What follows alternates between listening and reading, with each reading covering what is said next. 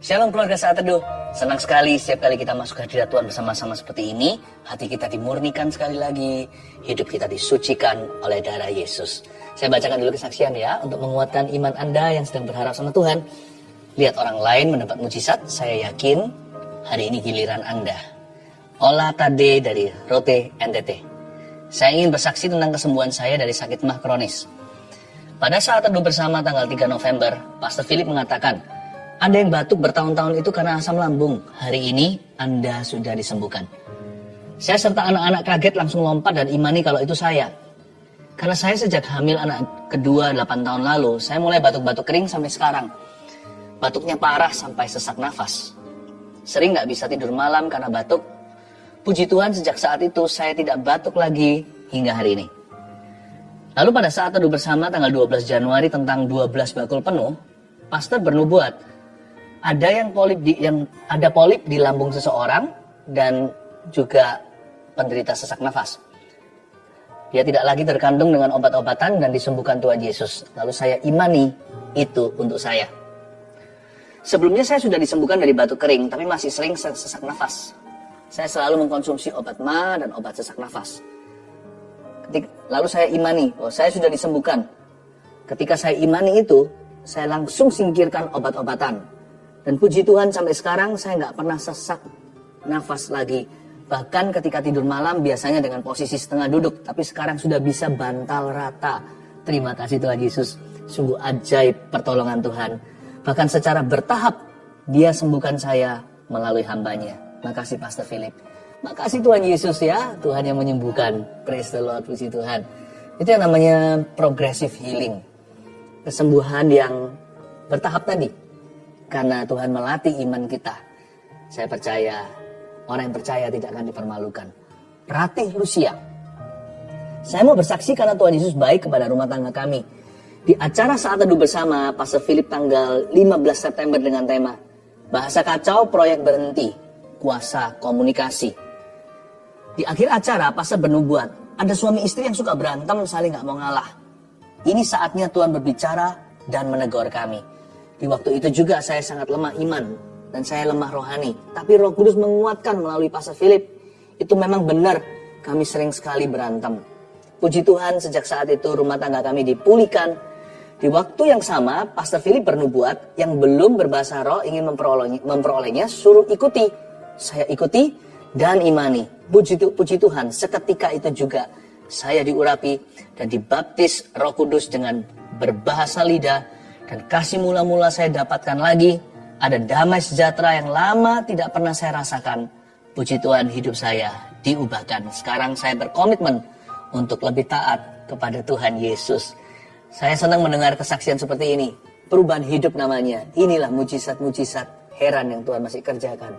Tuhan mengubah kehidupan kita. Fanny. Shalom Pastor dan tim Saat Teduh bersama. Saya ikut Saat Teduh bersama pada tanggal 2 Februari 2022. Di akhir live, Pastor berkata, melihat banyak benjolan. Malam itu saya sedang mengalami radang di luka bekas operasi wasir saya, yang menyebabkan radang tersebut membengkak atau menjadi benjolan. Hingga membuat saya kesakitan dan sulit berjalan. Saat mendengar Pastor berdoa untuk benjolan itu, saya langsung imani dan berkata dalam hati, bahwa itu juga untuk saya. Setelah selesai live-nya, ketika hendak mengobati radang itu dengan obat, tiba-tiba, benjolan radang yang tadinya masih lumayan besar itu kempes seketika menjadi sangat kecil. Dan saya pun sudah tidak merasakan sakit lagi. Haleluya. Terpujilah nama Tuhan Yesus. Dia Raja di atas segala raja. Hanya Dia yang sanggup melakukannya. Terima kasih Pastor dan seluruh tim untuk Saat Teduh bersama yang sangat-sangat memberkati ini. Oh haleluya. Itulah keajaiban Tuhan. Tiada yang mustahil bagi Dia ya. Mari kita masuk ke hadirat Tuhan. Sekarang kita sapa Tuhan Yesus. Kita jangan lupa membawa senyum di hati dan di wajah. Karena Tuhan itu baik bagi kehidupan kita semua. Haleluya.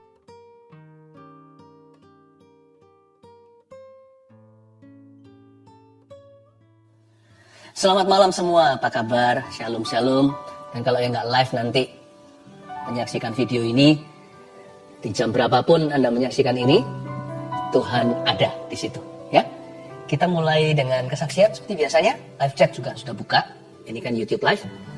Anda bisa sampaikan permohonan doa. Mulai sekarang bisa komunikasi dengan kami. Tim sudah ready. Saya bacakan dulu kesaksian. Ini dari kesaksian saat teduh yang lalu. Yang ini namanya Indah. Bulan Juli salah satu saat teduh, Pastor Philip bernubuat bulan Agustus adalah bulan titik balik. Akan ada deal yang dari Tuhan. Akan ada jabat tangan sebagai tanda kesepakatan. Saat itu saya menerima dengan bingung. Bagaimana caranya ya Tuhan, dalam waktu dekat ada rumah kami yang bisa deal. Usaha suami saya di dunia properti pengembang. Dan saya adalah agen properti. Akhir Juli kira-kira tanggal 28. Ada deal harga dan kami diberi DP salah satu rumah kami. Dan tepat bulan Agustus tanggal 6 kami ada jabat tangan di notaris. Transaksi jual beli. Seperti yang dinubuatkan Pastor Philip. Kemudian Pastor Philip doa minta perpanjangan waktu sampai bulan September. Dan benar-benar luar biasa Tuhan itu. Di akhir September kami deal harga lagi satu rumah yang lebih kecil. Dan tanggal 12 Oktober kemarin kami jabat tangan sekali lagi di notaris untuk pelunasan rumah. Padahal rumah ini sudah 3 tahun nggak bisa dijual.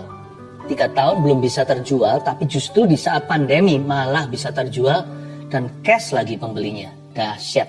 Sungguh bersyukur buat apa yang Tuhan berikan kepada kami. Puji Tuhan. Saya senang sekali mendengarkan orang yang bersyukur ya. Tuhan itu baik. Yang ini kesaksian dari tim live chat, tim doanya. Jadi yang melayani nggak dilupakan ternyata.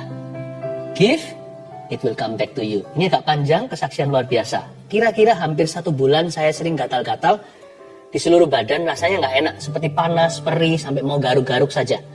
Puncaknya hari Senin, 12 Oktober, tiba-tiba dilekukan tangan seperti pecah-pecah kering. Lalu mulai mengelupas perih, warna merah dan keluar darah dikit-dikit.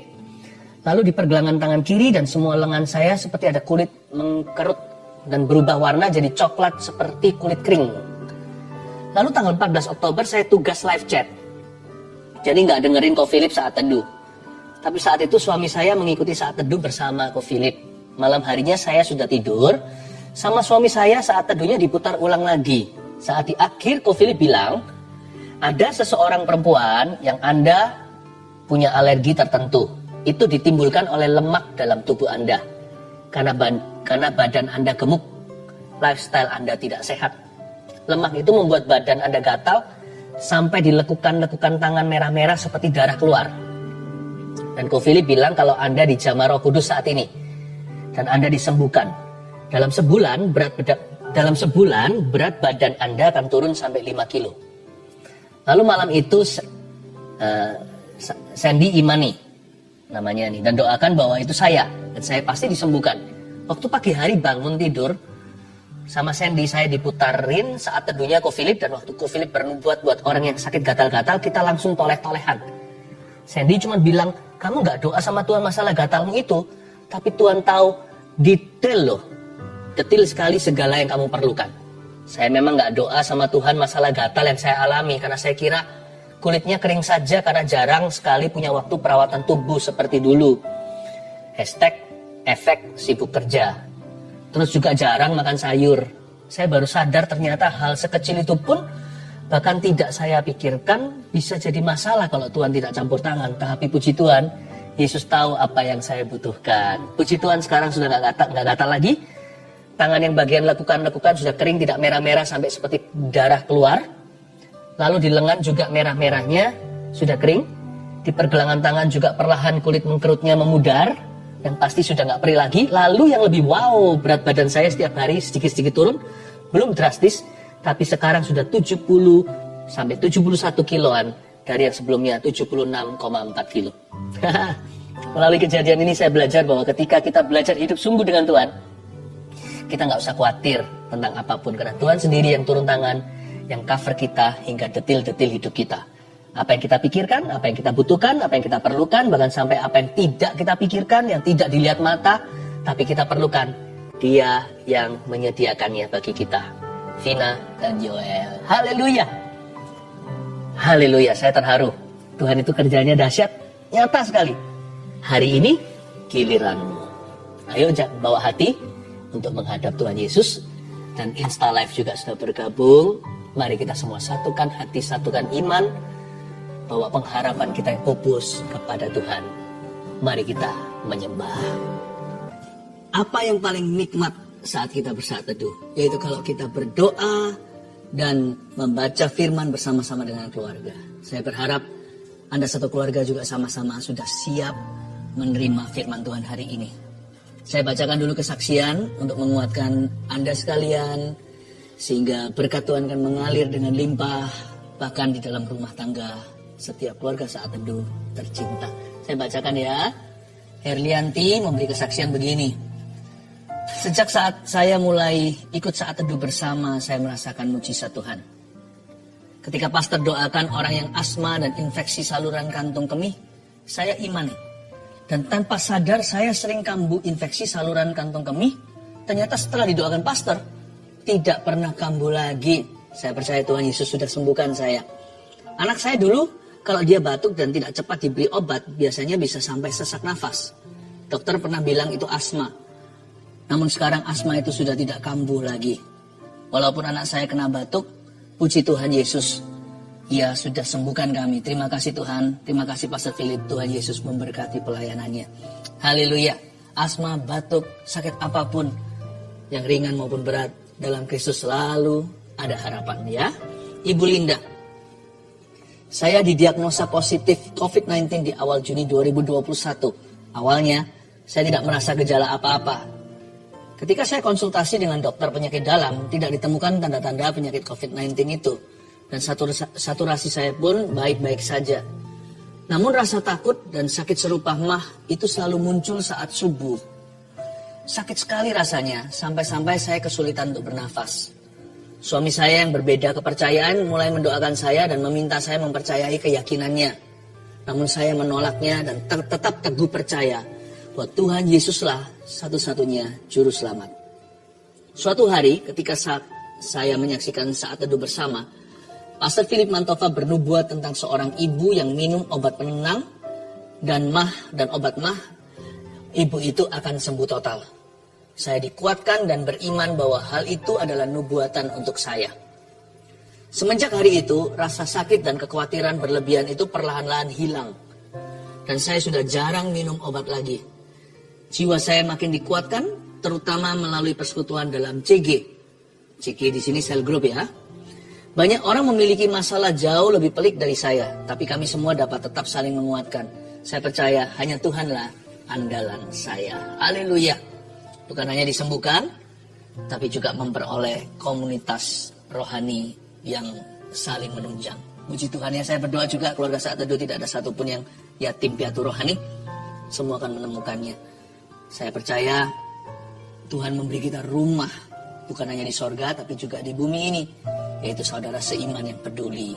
Elita Siregar, Shalom, saya seorang ibu rumah tangga yang selama 10 tahun dipercayakan Tuhan merawat seorang anak cerebral palsy. Selama 10 tahun itu pula saya terus melanjutkan kuliah, bukan untuk berkarir, melainkan untuk meneliti anak saya. Pada 7 Juli 2021, anak saya meninggal. Saya hampir depresi. Saya merasa semua yang saya lakukan dan harapkan sia-sia dan ingin mati menyusul anak saya.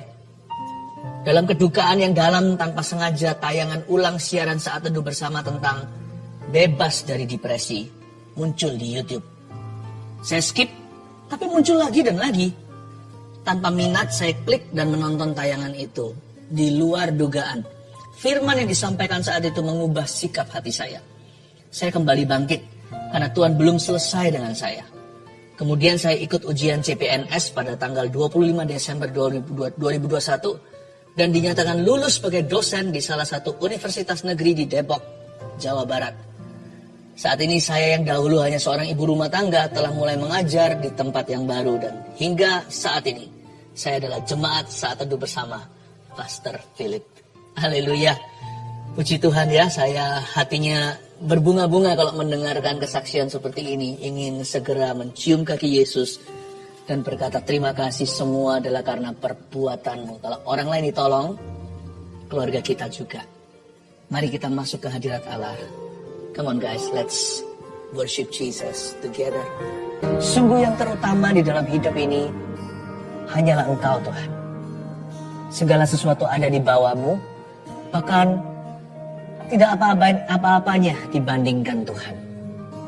Dibandingkan Tuhan, segala sesuatu terasa begitu jauh. Tuhan bukanlah bandingan. Maafkan kami, seringkali Tuhan, kami rendahkan. Seringkali kami ya Tuhan jadikan perkara-perkara duniawi berhala-berhala hati kami. Ampuni kami semua. Cuci bersih Tuhan. Ajari kami punya prioritas yang baru. Agar berkat itu mengalir dan tidak terhambat. Bapa, pakai setiap kami ya Tuhan. Dan hamba berdoa untuk keluarga Saat Teduh. Satu-satu profesi karir pekerjaannya. Kau berkatilah di tahun ini Tuhan. Berkatilah Tuhan. Padamu kami meminta. Seperti doa Bapa kami, ya Tuhan, yang Yesus ajarkan. Berikan pada kami rezeki kami hari ini.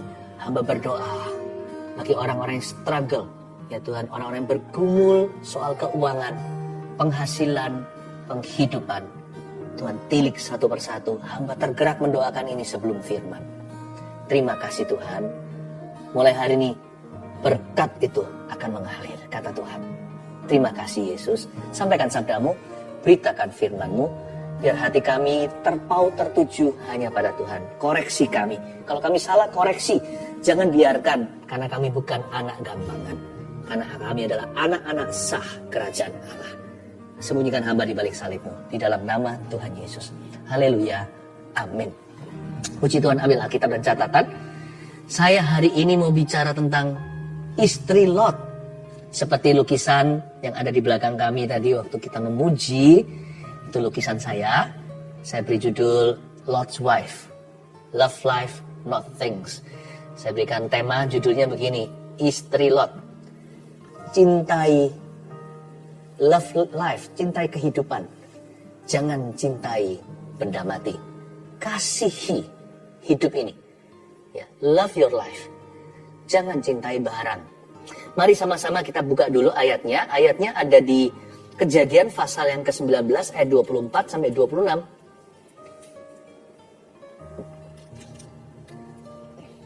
Salah satu ayat yang paling pendek ya di Perjanjian Baru yang juga bicara tentang ini, itu bunyinya hanya begini. Ingatlah akan istri Lot, tanda seru. Berarti penting sekali loh, cerita ini jarang diangkat. Saya mau angkat di Saat Teduh bersama agar supaya hati kita dicuci bersih. Jaga-jaga jikalau ada di antara kita yang prioritasnya terbolak-balik hari-hari ini. Nah, maksud Tuhan bahwa firman seperti ini harus diajarkan adalah supaya memberkati hidupmu. Supaya berkat itu mengalir. Mengalirkan dari hulu ke hilir. Dari kepala kepada janggut dan jubahnya turun dari atas ke bawah. Prioritas harus benar dulu. Makanya itu jangan sampai hati kita itu salah motivasinya. Dalam hidup ini, yang terutama adalah Tuhan. Makanya saya kasih judul, pesan Tuhan hari ini, antara Tuhan, orang, uang, dan barang. Jangan bingung ya. Antara keempat ini, antara Tuhan, orang, uang, dan barang. Harus jelas hierarkinya. Saya baca dulu, kita baca bersama. Kejadian 19 ayat 24 bunyinya. Kemudian Tuhan menurunkan hujan belerang dan api atas Sodom dan Gomorrah, berasal dari Tuhan dari langit, dan ditunggang balikannya lah kota-kota itu dan lembah Yordan dan semua penduduk kota-kota serta tumbuh-tumbuhan di tanah. Tetapi istri Lot yang berjalan mengikutinya menoleh ke belakang, lalu menjadi tiang garam. Skeptis sepanjang sejarah menganggap ini hanyalah mitos. Tidak, firman Tuhan itu benar. Dan di zaman ketika semua orang bahkan ilmuwan merasa bahwa dunia itu is a straight line atau sebuah garis lurus, sebelum akhirnya ditemukan oleh orang seperti Columbus, Alkitab sudah mengatakan di Perjanjian Lama, seorang nabi bunyinya begini, Tuhan yang bertata di atas bulatan bumi. Firman Tuhan itu benar. Dan ini kejadian sesungguhnya, apa yang terjadi zaman itu adalah Tuhan menurunkan hujan belerang, sulfur, belerang dan api atas Sodom dan Gomora, dua kota kenamaan. Dan itu turunnya dari Tuhan, bukan karena bencana alam. Itu karena diturunkan sebagai hukuman. Zaman dulu sama seperti hari ini, zaman Edan. Tidak ada bedanya. Manusia semuanya materialistis. Manusia itu mendewakan. Wah, jagonya kalau kita itu mendewakan apa yang bukan Tuhan. Berhala itu nggak harus sesuatu yang berwujud. Malah bahaya berhala itu ada di dalam hati, misalnya keserakahan.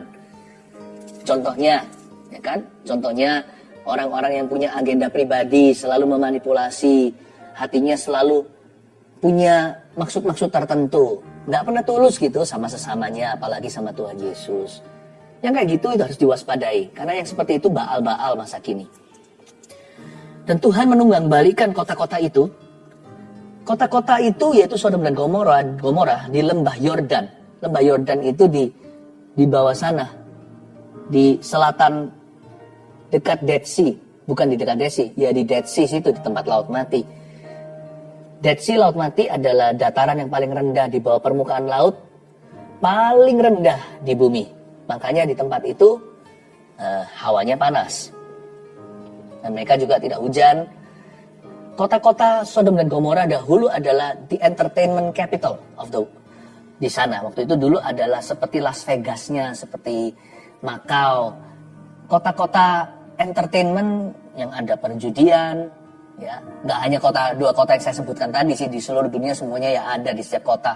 Jangankan kota besar, kota kecil juga marak sekali. Di mana-mana dosa itu sudah rata.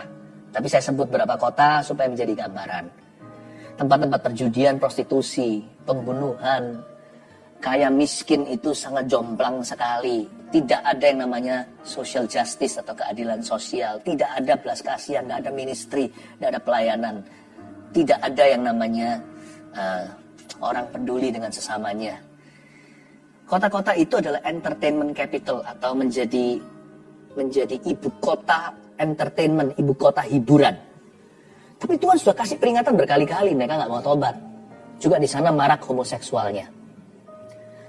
Nah, kota-kota Sodom Gomora ini ditunggangbalikan, dihancurkan sama Tuhan.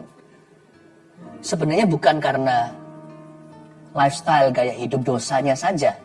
Tapi karena Tuhan melihat mereka itu tidak mau dibentuk lagi. Mereka nggak mau diluruskan. Bahkan di Alkitab juga dijelaskan lebih terperinci oleh pewahyuan seorang nabi.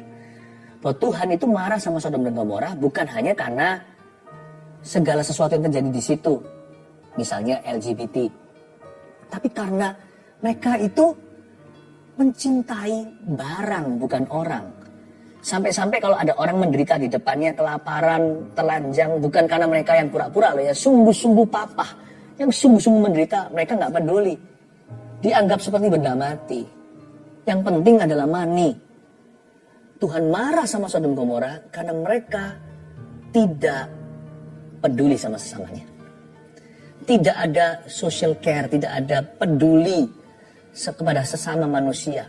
Tidak ada compassion, tidak ada belas kasihan. Itu alasan pada akhirnya di atas segala dosa mereka yang gak karuan. Tuhan berkata, kalau kamu tidak mau lagi, aku koreksi. Baik, kalau begitu hukuman akan datang. Setelah sekian lama, lalu kita tahu ceritanya Tuhan berbincang dengan Abraham. Lalu Tuhan di situ diajak nego sama Abraham, sahabat Tuhan. Berapa orang supaya diamankan. Ternyata nggak secukup kota yang disepakati. Bahkan nggak ada 10 orang yang benar di kota Sodom dan Gomora itu. Tapi Lot tetap diselamatkan karena Tuhan itu maha murah hati. Ya, supaya Anda mengerti ya. Dan hari ini kalau Anda tahu, di tempat di mana istri Lot menoleh ke belakang, dia menjadi tiang garam. Dead Sea, di bawah itu tertumpuk oleh mineral yang tinggi. Dulu peradaban Sodom Gomora. Disitulah peradaban kota entertainment tersebut. Sehingga tinggi sekali mineralnya. Dead Sea itu lautnya asin sekali. Saya pernah waktu pergi ke Israel, mampir di sana, bisa mengapung. Karena asin sekali, mineral tinggi. Nggak boleh nyelam tuh. Kalau nyelam bahaya buat kita dan kesehatan. Dan juga bisa perih di mata. Itu ternyata daerah itu kering karena masih ada dampaknya. Dan di sana asin sekali karena memang telah menjadi dunia tiang garam di situ karena hukuman Allah. Oke. Nah, sekarang kita baca ayat 26. Tetapi istri Lot yang berjalan mengikutinya, mengikuti siapa? Mengikuti malaikat, mengikuti keluarganya. Keluarganya itu di ayat-ayat sebelumnya yang kita nggak baca. Keluarganya Lot tersebut ditarik paksa sama malaikat. Malaikat yang diutus Tuhan untuk rescue mereka Sampai perlu ditarik paksa loh. Begitu susahnya diselamatkan. Saking cintanya sama dunia. Ditarik tangannya. Ditarik sama-sama. Lalu ketika istri Lot berjalan mengikuti malaikat tersebut. Dan seluruh family-nya yang digiring keluar. Tanpa ada warning atau peringatan lebih dulu karena ini darurat. Mereka tidak sempat bawa barang-barang kesukaan mereka. Atau harta benda. Mungkin hatinya terpaut di situ. Di mana hatimu berada. Di mana hartamu berada, di situ hatimu berada. Padahal ini sudah tentang nyawa loh, hidup atau mati. Begitu aja masih diberati. Istri Lot berjalan mengikutinya, menoleh ke belakang. Kalau kita baca gini rasanya kurang fair ya. Masa noleh sekali gitu terus langsung jadi tiang garam sih? Masa nggak boleh noleh? Jadi derajat berapa nggak boleh nolehnya itu? Derajat ke segini? Kadang-kadang kita nggak perlu noleh benar-benar 90 derajat. Untuk kita bisa menoleh sungguhan kan? Noleh dikit aja. Belasan derajat atau berapa puluh awal. Kita cuma menoleh begini aja udah bisa kelihatan kok sama-sama di sebelah sana, ya kan? Jadi sebenarnya noleh di sini itu apa sih? Nah sekarang saya mengerti ketika kita renungkan ayat ini, ternyata kata menoleh ke belakang dalam bahasa aslinya itu bukan hanya kebetulan, nggak sengaja, atau sebagai reaksi aja atau reaksional, bukan. Tapi arti menoleh ke belakang di sini adalah looking back intently. Yaitu menoleh ke belakang secara intently. Menoleh ke belakangnya itu gini, bukan sekali, tapi 2-3 kali. Itu pun dengan nafas berat, itu pun dengan tarik nafas dulu, dan dengan penuh keluhan pada nafasnya. Seperti orang yang tarik nafas panjang. Seperti menoleh ke belakang sambil berkata, seperti keluh kesah. Jadi ini bukan noleh sekali, beberapa kali dengan keluh kesah atau dengan menyayangkan, seolah-olah andai kata aku bisa kembali, aku mau lari ke situ, mati bersama dengan benda-bendaku, bersama dengan mani dan berhala saya. Makanya Tuhan tidak berkenan, langsung dia berubah menjadi tiang garam. Bukan tidak adil, Tuhan itu kejam atau cruel. Masa noleh sekali langsung dihukum mati? Bukan begitu. Tapi karena dia menunjukkan hatinya sama seperti penduduk Sodom Gomora. Udah gak mau diubahkan lagi. Dia sudah cinta mati sama benda-benda mati, sama barang dan uang dan harta benda duniawinya. Bahkan nyawa pun tidak berharga. Maka itu saya berikan 3 poin sederhana dari ayat 26 saja. Supaya kita tidak looking back intently. Supaya kita jangan menoleh ke belakang dengan penuh keluh kesah, rasanya menyayangkan ketika kita menoleh ke dunia. Lebih baik lagi, biarkan mata kita tertuju pada Yesus dan kebenarannya. Ikuti itu saja. Jangan menjadi serupa dengan dunia. 3 prioritas kita sebagai berikut. Nomor 1, tuliskan ini. Prioritaskan Tuhan, lalu orang, baru uang dan barang. Susunannya harus jelas ya. Tuhan nomor 1, orang nomor 2, uang nomor 3, 4 adalah barang. Saya kasih penjelasan sedikit. 3, 4 dulu ya. Sebelum kita ke runner up juara 2-nya, lalu ke juara 1 atau yang segala-galanya, di atas segalanya, yaitu Tuhan Yesus. 3, 4 dulu. Kalau kita disuruh pilih uang atau barang, tentunya orang-orang yang bisa berpikir jernih akan memilih uang. Karena uang bisa beli barang, barang gak tentu bisa jadi uang. Apalagi kalau depresiasi atau menurun nilainya, kecuali jika barang-barang tersebut punya nilai tinggi investasi. Karena itu jangan sampai kita habiskan di lifestyle atau foya-foya saja.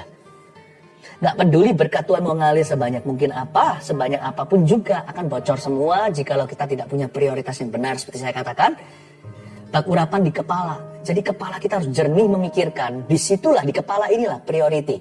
Kalau di hati itu perasaan, kita bisa rasakan hadirat Allah. Tapi otak kita harus diperbaharui itu akal budi. Diperbaharui sama apa? Sama firman. Seperti contohnya firman hari ini. Sekali lagi, dalam membuat keputusan-keputusan Anda tahun ini, jangan sampai telat.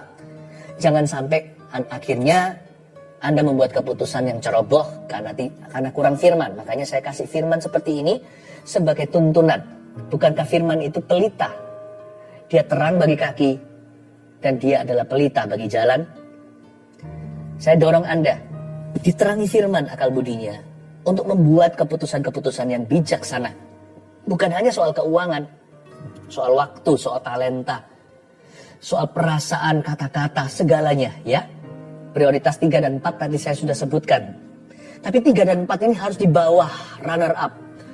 Harus di bawah orang atau manusia. Jangan pernah jual orang karena barang. Jangan pernah jual hubungan atau khianati sesamamu karena uang. Ingatlah bahwa manusia itu adalah ujian terbesar yang Tuhan taruh dalam hidup kita. Bagaimana kita memperlakukan mereka itu kita memperlakukan Tuhan. Seringkali tidak bisa hitung-hitungan. Tuhan berkata kepada salah satu orang yang dihakiminya, yang di sebelah sisi kambing bukan yang domba. Tuhan ngomong begini, aku telanjang kamu tidak beri pakaian, aku lapar kamu tidak beri makan, aku di penjara kamu tidak pernah jenguk. Kapan Tuhan? Dan dia berkata, kapan aku melihat Tuhan telanjang, lapar, di penjara? Apa yang kau tidak lakukan kepada sesamamu, kau tidak lakukan untuk aku. Wow. Berarti selain itu manusia juga adalah aset. Aset yang terbesar dalam kehidupan kita itu hubungan loh. Karena itu jangan pernah kita itu gara-gara mencintai uang. Apalagi cinta akan uang adalah akar segala kejahatan. Kita berbuat jahat kepada sesama kita, larikan uang orang. Kita lupa, hubungan bisa rusak. Mungkin kita ingat, namun kita sengaja.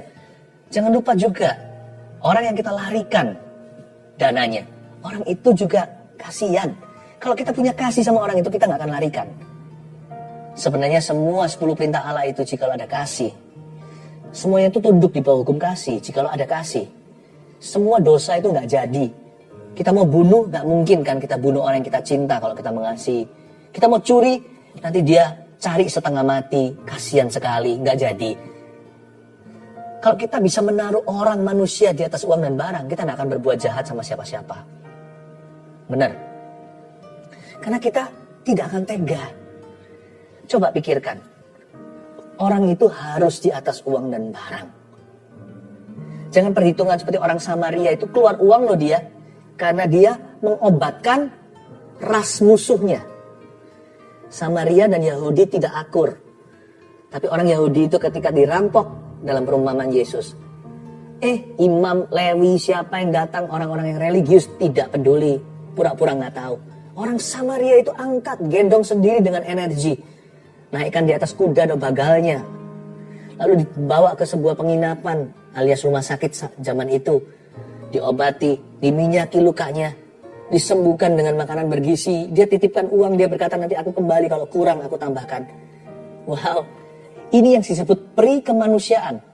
Tidak bisa ditakar dengan uang barang. Sebab satu nyawa lebih berharga dari seluruh burung pipit di udara. Berarti satu nyawa orang itu lebih berharga dari apapun sampai Yesus rela. Jikalau kita satu-satunya orang berdosa, Tuhan mau turun ke dunia hanya mati for you. Hanya mati untuk dirimu. Harga orang itu seperti ini. Karena itu jangan pernah nilai orang dengan uang dan barang. Kalau orang pakaiannya tidak sebagus orang tertentu, tidak meet your expectation, mungkin tidak sesuai dengan ekspektasi Anda, jangan merasa kita ada di level atas. Jangan look down on people. Karena emas itu mau jatuh ke tinja pun, mutiara, mau jangan mutiara, berlian mau taruh di dalam mulut babi sekalipun, harganya tetap mahal. Emas ada harga dunia, per gramnya segitu. Mau dilumuri kotoran, tinggal dibersihkan, disemprot saja. Tapi emas itu nggak berubah value-nya, nggak percaya? Coba kalau Anda punya emas batangan, cemplungkan di sebuah selokan yang kotor dan bau. Semua orang berebut ke situ untuk ambil kalau mereka tahu itu ada di sana. Jiwa-jiwa itu berharga. Tahukah Anda bahwa Anda berharga?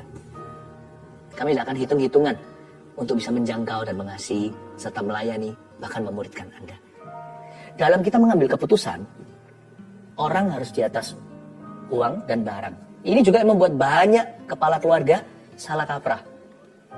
Kerja, cari uang. Loh, saya nggak ajarkan untuk kita malas-malasan. Dalam segala bidang, termasuk kami yang melayani ini, kami kerja keras loh. Tugas saya, tugas kami bukan hanya saat itu, ada banyak sekali. Belum lagi Rabu Sabtu selalu konsisten, kami tidak pernah tidak muncul. Komitmen kami pada manusia. Sekalipun Anda sesibuk apa, waktu Anda manajemen waktu atau mengatur waktumu, Pastikan kasih waktu untuk anak-anak, putra-putri Anda, apalagi yang masih kecil. Orangkan anak-anakmu. Jangan yang penting pokoknya saya pulang membawa cek. Yang penting pokoknya saya biayai kehidupannya sebagai penyambung hidup mereka. Ya. Pokoknya yang penting pokoknya saya sekolahkan mereka, istri saya kasih uang belanja. Orangkan mereka. Jangan perlakukan orang seperti barang. Jangan juga kita mengira bahwa uang itu cukup. Nah, celakanya kalau sampai mereka nggak menuntut waktu Anda lagi, mereka nggak menuntut untuk dekat dengan Anda lagi, hai papa, hai ayah, hai suami, saya kasih ilustrasi perumpamaan. Ini sebenarnya kebenaran juga untuk wanita, untuk semua kita, segala usia, papa, mama, anak-anak, everyone. Tapi coba saya bicara pada kepala keluarga dulu sama imamnya. Kalau sampai anak-anak, istri Anda, keluarga Anda tidak lagi menuntut waktu atau ingin dekat denganmu, itu sudah sakit mah kronis secara rohani. Berarti mereka sudah gak nafsu, gak selera makan lagi. Bukan berarti mereka gak lapar, tapi udah rusak di dalamnya. Kalau sampai mereka sudah puas, dikasih uang saja, dikasih uang jajan, ya kan, dikasih uang belanja, udah, mereka tidak menuntut apa-apa, tidak mencari Anda lagi, jangan Anda kira, ya kan, benar aku kan, pokoknya yang penting aku pulang, ya kan, memastikan semua terbiayai. Benar kan? Bukan. Berarti mereka sekarang juga salah prioritasnya. Like father, like son. Berarti demikian pula, mereka hanya melihat Anda sebagai mesin ATM. Mesin cash saja. Udah gak ada lagi hubungan bapak anak seperti Maleakhi, hati bapak kembali ke anak, hati anak kembali ke bapak. Udah gak ada lagi. Just because hanya karena orang yang sakit mah kronis itu gak kepingin makan, justru harus, menurut dokter ya, harus sedikit-dikit makan dan sering-sering supaya dia kembali pulih, tentunya diobati. Tapi dia harus punya patron makan, gak suka dipaksa, tapi jaga, gak semua makanan bisa. Tapi dikit-dikit masukin lagi. Justru kalau semua sudah gak mencari lagi, gak ada lagi komunikasi di dalam family, justru sedikit-sedikit dan sering-sering komunikasilah. Yang terbaik, apalagi kalau sudah tinggal sedikit, adalah mesbah doa. Alangkah baiknya kumpulkan kalau Anda sendiri nggak bisa memimpin Rabu Sabtu begini, ayo saat teduh sama-sama. Enak kan tinggal meminjam urapan yang ada. Gak apa-apa pinjam dulu. Nanti suatu hari urapan itu juga milikmu kalau sudah terbiasa. Kami yang memberi modal rohaninya supaya Anda bisa berdiri di atas dua kaki.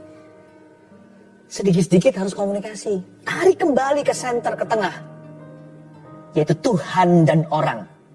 Uang barang itu di lingkaran-lingkaran luarnya. Ayo kembali. Papa jadi papa, anak jadi anak. Suami jadi suami, istri jadi istri. Mama jadi mama. Mari kita tarik ke tengah. Tuhan dan uang. Bukan Tuhan dan uang, Tuhan dan orang. Tuhan dan orang yang utama. Lalu uang dan barang itu di luarnya. Kalau bisa begitu, niscaya bahasa Alkitab tentulah berkat itu akan mengalir sendiri. Lihat ya, saya tidak berkata begini berarti hidupmu akan mulus. Gak ada pencobaan, bukan. Tapi beda orang yang dicobai karena dia tidak berkenan sama Tuhan, sama orang yang masuk dalam pencobaan karena dia orang yang masuk dalam pencobaan tapi dia dikenan oleh Tuhan. Bedanya di penyertaan. Coba ya, Anda lihat ya. Nanti berkat itu akan mengalir sendiri dan apapun yang Anda lakukan dan kerjakan, Mazmur 1 katakan, akan berhasil. Life doesn't become easy. Hidup tidak menjadi easy atau menjadi mudah. Tapi hidup akan penuh dengan penyertaan Allah. Itu bedanya. Kalau Anda tarik ke tengah, Tuhan dan orang, juara 1 dan runner up juara 2-nya. Uang dan barang ada di luar sana. Yang kedua, cintai orang. Bukan uang dan barang. Sudah jelas tadi saya jelaskan. Prioritaskan pertama Tuhan, lalu orang, baru uang dan barang. Sekarang cintai orang. Ingat ya, cintai orang bukan uang dan barang. Yang ketiga, nah ini, manfaatkan uang dan barang, bukan orang. Manfaatkan uang dan barang, bukan orang. Ada pepatah berkata begini bahwa uang adalah hamba yang baik, tapi Tuhan yang jahat. Saya setuju sih, sekalipun itu bukan dari firman Tuhan. Firman Tuhan cukup gamblang berkata bahwa cinta akan uang. Jadi bukan uang itu akar kejahatan, bukan. Cinta akan uang, bukan uang itu sendiri. Karena uang itu bisa menjadi hamba yang baik. Itu betul sih. Manfaatkan uang dan barang, bukan orang. Jadi kita harus tahu bahwa barang dan uang itu ada di bawah orang. Karena itu minta hikmat sama Tuhan bagaimana mengelolanya, bagaimana memakainya. Jangan halalkan segala cara, ya kan?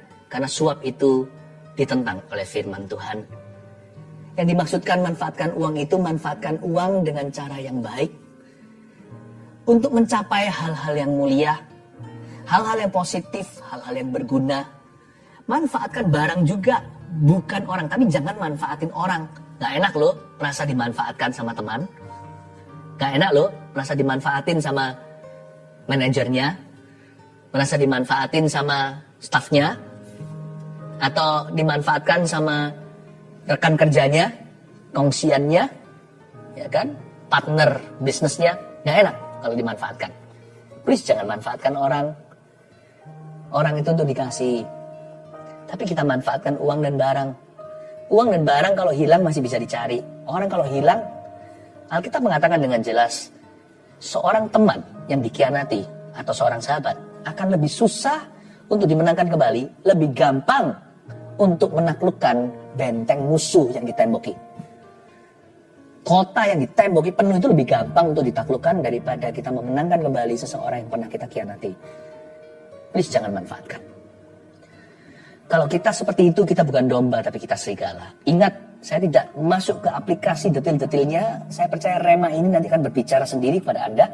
Dan dalam Anda hidup sehari-hari, relate atau terhubung dengan sesamanya, dan berinteraksi dengan masyarakat, dan hidup dalam keluarga Anda. Waktu Anda menentukan ini dan itu, mengambil keputusan itu dan ini, saya percaya Rema-Rema ini akan membantu Anda untuk menaruh semuanya pada priority atau prioritas yang benar di hadapan Allah.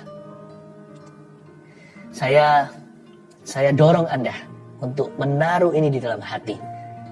Seperti istri Lot. Harusnya kalau menurut saya, selama dia itu sama family-nya, mestinya uang dimanapun bisa dicari. Kan Lot itu sendiri dahulu diberkati. Ingat kan kenapa dia pisah sama Abraham? Kan sama-sama besar. Seharusnya menurut saya, dia bisa fine-fine saja. Toh Lot masih muda, apalagi zaman itu orang hidupnya lama.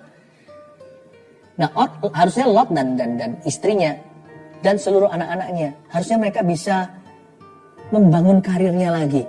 Masa sih Tuhan keluarkan mereka dari Sodom dan Gomora dengan cara ajaib sampai penampakan malaikat secara jasmani? Masa Tuhan tidak sanggup bantu mereka untuk set up company? Mereka bisa pergi ke kota sebelahnya, lalu di sana memulai peradaban masyarakat. Kali ini mungkin dia lebih dengar-dengaran dengan Tuhan, gak seperti zaman dahulu ketika dia milih Sodom dan Gomora hanya melihat permai di mata manusia atau mata jasmaninya. Saya percaya kali ini sudah pasti levelnya level yang lebih tinggi, di mana Lot akan belajar sesuatu dari masa lalu. Dia kali ini akan libatkan Tuhan dalam perencanaan. Saya yakin apa yang dia dulu capai selama 20 tahun bisa dicapai dalam 2 tahun. Karena berkat Tuhan itu yang membuat seseorang itu berhasil, bukan susah payahnya. Saya percaya Tuhan bisa mengembalikan apa yang hilang, dicuri atau dimakan oleh belalang pelahap. Belalang pelahap, belalang pelompat. Tuhan bisa kembalikan kok. Bahkan ada ayat juga yang berkata Tuhan akan membalut luka umatnya. Matahari akan 7 kali bersinar lebih panas, lebih terik dari biasanya. Allah kita sanggup bahkan bisa menghentikan waktu. 24 jam waktu itu Yosua menghentikan bulan dan menghentikan matahari pada tempatnya di lembah Alayon. Tuhan punya cara, begitulah intinya. Jangan tentukan mujizatnya. Keajaiban itu adalah kedaulatan. Tapi Tuhan itu gak kehabisan akal untuk bisa membuat apa yang kubakar di situ, jangan disayangkan, aku bisa kembalikan. Tapi istri Lot itu lebih cinta barang ya, mau gimana? Gak cinta uang. Harusnya kan dia mencintai keluarganya. Faktanya, bahwa dia terus menoleh intently dan bolak-balik 2-3 kali dengan keluh kesah lagi, dengan rasa sayang, aduh, mungkin bukan hanya menoleh saja, mungkin tangannya juga ikut-ikutan, begini mungkin, bukan hanya menoleh saja, tapi mungkin udah begini, tangannya udah, gitu, udah begitu tangannya. Itu yang membuat Tuhan tidak berkenan. Berarti istri Lot tidak cinta sama keluarganya. She did not love her family. Kok bisa? Kalau dia sayang sama keluarganya kan dia nggak akan berarti hartanya. Yang penting kok dia nggak panik ya? Anakku kebakar nggak? Hangus nggak rambutnya? Ayo oke nak, kamu nggak apa-apa ya? Apalagi anak-anaknya kan putri, 2 putri. Kenapa dia tidak worry untuk suami? Honey, sayangku, papa, mungkin manggilnya apa? Nggak tahu panggilan mereka sekeluarga. Lot, sini. Harusnya sebagai ibu naluri mama harusnya merangkul dan mempersatukan keluarganya. Ayo kita lari cepet-cepet. Bukan keluarganya, liatin ke belakang terus. Yang dia tengok adalah uang dan barang. Bukan Tuhan yang di depan dan di atas. Dan orang-orang yang paling penting di hidupnya, suami dan 2 putrinya. Dia menjadi tiang garam itu egois dan selfish. Kalau enggak kan, harusnya kalau dia cinta keluarganya, itu anak-anaknya masih punya mama. Lot masih punya istri. Nanti ada suatu kejadian yang menjijikan. Terjadi incest dengan anak-anaknya. Memang sudah mentalitas Sodom Gomora masuk dalam diri keluarga ini. Harusnya gak kejadian seperti itu. Gak seburuk itu. Mereka bisa bangun lagi. Harusnya istri Lot berkata begini. As long as we are together. Selama kita bersama-sama. Saya pernah berlibur dengan anak-anak saya. Waktu masih kecil saya masih ingat. Waktu itu berlibur tempat yang jauh. Saya dan istri dan ketiga anak kami, saya setir mobil, saya hobinya nyetir jauh. Waktu saya jalan gitu ya, senengnya begitu seneng, pemandangannya indah. Waktu saya setir mobil antar satu kota ke kota berikutnya, saya ngomong begini sambil pegang tangan istri saya bilang sama anak-anak, this is home, ini rumah. Asal kita bersama-sama, kita bisa bangun apa saja dari nol lagi. Apapun. Ya bukan berarti kita kehilangan sesuatu, enggak. Itu adalah luapan kasih, luapan cinta, luapan sukacita, luapan confidence, luapan percaya pada keluarga saya. Saya pegang dan berkata, this is home. Lalu saya bercanda, gimana nggak usah pulang? Udah jalannya terus, nggak tahu nanti kita, ini jalan akan bawa kita kemana gitu ya. Sedikit berpetualangan. Gimana nggak usah pulang? Iya, anak-anak saya berkata, ya ayo nggak apa-apa. Ya nggak bisa dong nak, tetap kita harus ada tujuan. Saya bilang gitu. Tapi andai kata nggak pulang pun, ini pulang bagi saya. Istri dan anak-anak saya komplit di sana. Karena hatiku tidak tertuju pada uang dan barang. Meskipun itu penting dan kita kelola, tentunya kita jaga. Siapa bilang kalau nggak penting berarti kita ceroboh, asal-asalan, itu berarti mismanagement. Itu berarti kita adalah steward atau seorang manajer anak-anak Tuhan yang sangat-sangat buruk sekali. Tidak punya disiplin yang baik, tidak punya spirit yang menghargai apa yang Tuhan titip dan percayakan. Tapi hati kita tidak berpaut pada itu. Hati kita berpaut di mana ada Tuhan. Yang penting pokoknya keluarga kita itu ada Tuhan. Di tengah-tengahnya hidup kami ini loh, ada Yesus. Yang penting orang. Bukan berpaut pada uang dan barang. Jikalau hartamu bertambah, janganlah hatimu kecantol padanya. 1, 2, 3. Antara Tuhan, uang, orang, uang dan barang. Yang pertama, prioritaskan Tuhan, lalu orang, baru uang dan barang. 2, cintai orang, bukan uang dan barang. Belajar dari istri Lot ya. 3, manfaatkan uang dan barang, bukan orang. God bless you. Mari kita sama-sama memuji Tuhan sekali lagi. Saya mendengar ada satu nama disebut sama Roh Kudus sangat jelas. Christian dengan K. Christian Jacobus. Begini. Saya ingin menekankan bahwa prioritas kita adalah Tuhan, orang, baru uang dan barang. Lupakan uang dan barang. Juara 1, 2-nya. Mari kita sekarang adu. Tuhan dan orang. Jangan tinggalkan Tuhan karena orang. Baik orang itu melukai Anda, mengecewakan Anda, atau demi supaya Anda dapat promosi, atau lewat pernikahan, jangan jual Tuhanmu. Jikalau 1000 rebah di satu sisi satunya 10.000, tetap pegang teguh. Yesus satu-satunya. Jangan tinggalkan Tuhan karena manusia. Ayub pun tidak akan meninggalkan Tuhan karena disuruh istrinya. Tahukah bahwa our allegiance, loyalitas kita tertinggi adalah pada Kristus. Dialah jalan kebenaran. Dialah hidup kita. Tuhan dan orang, ini jauh. Bukan tandingannya. Semua orang di dunia ini tak bisa semahal Tuhan dalam kehidupan kita. Emas, perak, permata pun tiada tandingannya. Christian Jacobus, Anda telah meninggalkan Kristus karena orang. Kembali yuk, kembali kepada Tuhan. Dan juga tentunya ada orang-orang lain juga tertemplak. Waktu saya bilang begini, karena nubuatan itu dua, mata bermata dua, seperti suatu alat irik 12 jari. Itu ada gerigi-geriginya yang berbicara kepada semua orang di sekeliling kanan kiri. Jangan tinggalkan Tuhan. Ada yang nyaris atau yang mulai memikirkan. Tapi ada orang yang saya maksudkan sekarang ada di penjara. Dan Anda kecewa berat sama Tuhan. Anda mau tinggalkan Tuhan karena perbuatan orang dalam kehidupanmu.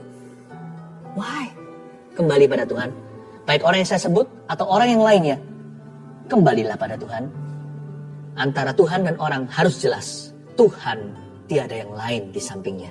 Siapapun manusia, yang baik maupun jahat,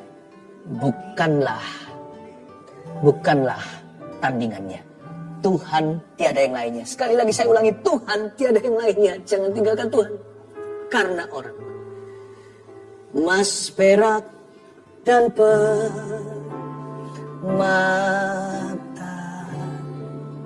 tiada artinya.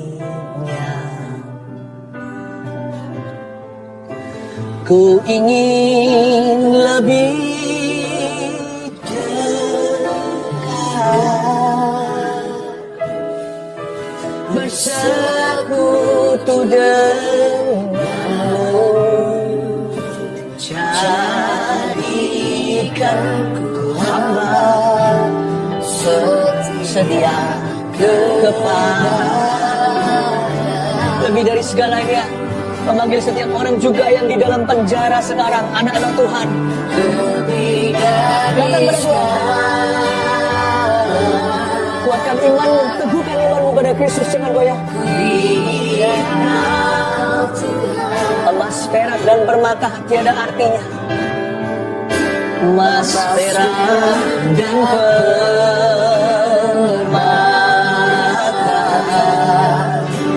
tiada artinya.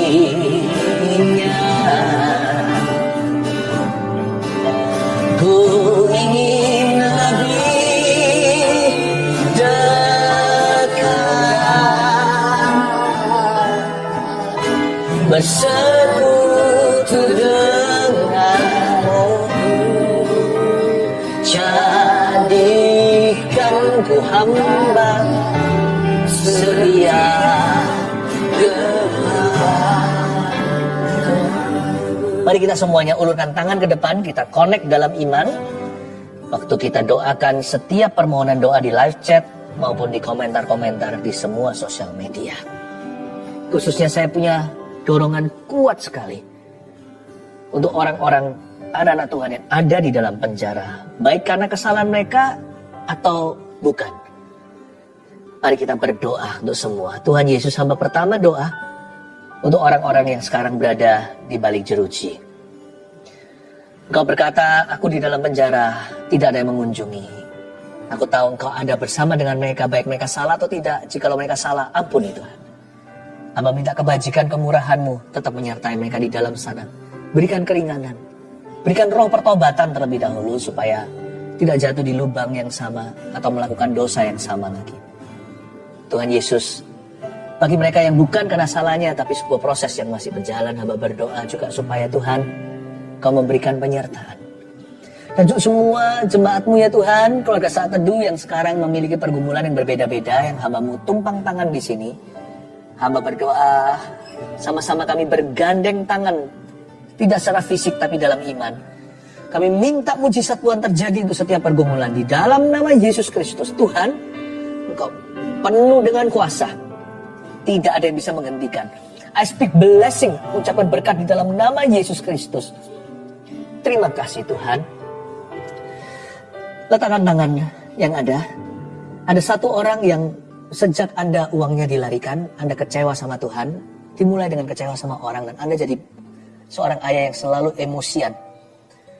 Dan Anda tidak mau lagi, udah malas untuk kerja sungguh-sungguh. Saudara, seperti hari ini yang disampaikan dalam firman, uang bisa dicari kembali. Taruhlah Tuhan di atas segalanya, maka hatimu akan bangkit kembali. Di dalam nama Yesus Kristus, terima kasih Tuhan. Ada satu orang yang matanya lazy eye. Matanya itu seperti melorot yang sebelah sini. Tambah tertutup penglihatannya. Di dalam nama Yesus, aku berdoa minta Tuhan mengencangkan ototnya, menciptakan otot baru di mata itu. Dan di dalam nama Yesus aku tengking lazy eye itu untuk pergi dan berhenti. Sekarang juga, seperti kesaksian di awal saat teduh hari ini, ada berkat yang instan, ada mujizat yang langsung, tapi ada juga yang progresif. Terimalah sesuai dengan kehendak Tuhan di dalam nama Yesus. Apa yang dinubuatkan akan terjadi. Terima kasih Tuhan, terpujilah namamu. Yang diberkati Tuhan katakan amin. Pohon zaitun itu perlu waktu untuk bertumbuh. Nggak bisa langsung dipetik buahnya. Tapi kalau sudah bertumbuh, dia bisa lama. Pohon ini bisa sampai ratusan atau ribuan tahun. Pohon zaitun ini nggak main-main. Pohon zaitun ini adalah pohon yang bisa memberikan hasil yang sangat-sangat menguntungkan nantinya setelah tahunan. Bahkan kadang-kadang bisa 40 tahun baru dia menghasilkan buah-buah yang maksimal, minyak-minyak yang paling murni. Anak kan juga begitu kan? Waktu masih kecil dia merepotkan. Tapi kalau Anda tekun mendidik dia dalam takut akan Tuhan, dalam hikmat-hikmat dan doa, anak itu nanti bertumbuh besar, tunggu dia nanti. Ketika dia mulai dewasa 20, 30, 40, semakin matang, semakin murni. Dari dulunya merepotkan, nanti akan membuat hidup Anda ringan. Anak yang bijaksana meringankan hidup ayah ibunya. Anak-anakmu seperti tunas pohon zaitun di sekeliling mejamu. 1, 2, 3, keluarga yang bahagia itu seperti apa? Yang kepala keluarganya takut mendukakan roh Allah. 2, yang istrinya penuh kasih dan kaya dalam perbuatan baik. 3, yang anak-anaknya bertumbuh dalam kebenaran firman. Saya percaya Anda diberkati. Amin. Mari kita sama-sama kembali menghampiri tahta Allah. Haleluya. Saya merasakan dalam roh saya ada sebuah seruan. Saya tahu itu bukan Roh Kudus tapi roh saya. Tapi kalau saya dekat sama Tuhan, saya percaya apa yang diutarakan oleh roh saya pun Tuhan akan dengarkan. Ada kata-kata menjerit begini. Keluarga Saat Teduh kali ini akan berhasil. Untuk keluarga Saat Teduh yang ingin ada program untuk punya anak, dibantu dengan medis, dan bahkan dokternya pun adalah seorang anak Tuhan. Don't worry. Seruan dalam roh saya dengarkan, kali ini akan berhasil. Saya berdoa dalam nama Yesus, Tuhan bisa memberikan lewat mujizat. Tapi kadang-kadang Tuhan memberikan sesuatu yang progresif. Ada waktunya Tuhan memberikan secara supranatural. Juga datang saatnya di waktu kita kadang-kadang sesuatu yang alami terjadi lewat pertolongan. Itu pun pertolongan Tuhan, segala pertolongan itu datang dari Tuhan. Keluarga Saat Teduh yang sedang memprogramkan untuk bayi, kali ini kau akan berhasil dalam nama Yesus. Terima kasih Tuhan. Semua orang yang mengharapkan anak juga, yang meminta mujizat, sekarang juga percaya suami istri yang belum dikaruniai. Tadi waktu saya kasih ilustrasi 9 tahun tadi, ternyata memang ada yang 9 tahun sudah menunggu belum dapat. Dan Anda yang bukan 9 tahun, Anda bisa sama-sama dompleng iman, gak apa-apa. Kita juga ikut. Seperti wanita Sirofenisia, remah-remahnya pun, anjing pun makan dari apa yang jatuh dari meja Tuhan. Saya percaya ini juga untuk saya. Siapapun yang berdoa hari ini untuk keturunan yang belum mendapatkannya sekian lama, mari kita berdoa dalam nama Yesus. Bapak, aku imani suara bayi di rumahnya pasangan ini. Dalam nama Yesus berikan Tuhan tunas-tunas pohon zaitun di sekeliling meja mereka. Mulai hari ini jangan kasih satu saja, beri lebih Bapak. Dalam nama Yesus Kristus, bahkan akan ada yang mengandung twins. Padahal tidak ada sama sekali sejarah anak kembar dalam keluarganya. In Jesus name, dalam nama Yesus. Terima kasih Tuhan. Kami mengucap syukur padamu semua yang memasukkan permohonan-permohonan doa lewat live chat dan komentar di kolom komen. Saya berdoa semuanya untuk mengulurkan tangan, ya, kita sama-sama mengulurkan tangan. Dengan demikian kita seperti bergandeng tangan. Bapa, aku tumpang tangan dalam nama Yesus. Hamba minta ya Tuhan, mujizat yang dinanti-nantikan untuk mereka. Hari inilah hari yang dijadikan Tuhan. Mari kita bersuka cita di dalamnya Tuhan. Bapa yang baik, aku percaya keluarga saat itu masing-masing memperoleh satu rahmat dari Engkau. Hari ini ketika kami saat itu bersama, kasih satu rahmat, kasih satu berkat dalam nama Yesus. Haleluya, haleluya, amin.